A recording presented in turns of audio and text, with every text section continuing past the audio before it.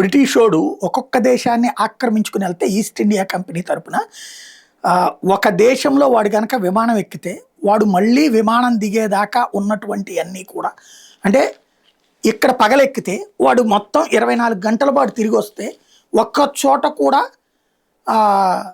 సాయంత్రం చూడ్డంట. అంటే అన్ని దేశాలు ఆక్రమించుకున్నాడు. అందుకని రవి అస్తమించని బ్రిటిష్ సామ్రాజ్యం అంటారు. ఇప్పుడు బ్రిటన్లో స్వతంత్ర పోరాటం జరుగుతుంది.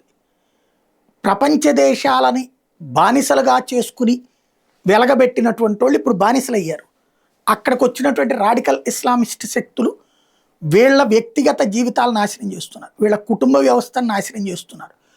హక్కుల పేరుతో వీళ్ళు ఇచ్చిన స్వేచ్ఛని వీళ్ళనెత్తినే రుద్ది మరీ ఫుట్బాల్ ఆడేస్తున్నారు.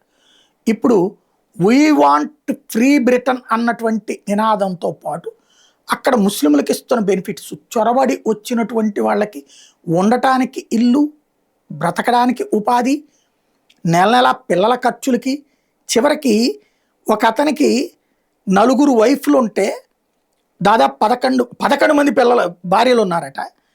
పిల్లలు దాదాపుగా 30 మంది ఉన్నారట. 1,70,000 పౌండ్ల డబ్బులు ప్రభుత్వం వివిధ సంక్షేమ కార్యక్రమాలకు ఇస్తుందట. 1,70,000 పౌండ్లు ఏడాదికి. ఇవన్నీ లెక్కలు చూపెట్టి అసలు మనం ఎక్కడికి పోతున్నామని అడుగుతున్నారు. కాకపోతే మళ్ళీ వీళ్ళే ఓట్లు వేసేటప్పుడు వాళ్ళకే వేస్తున్నారు.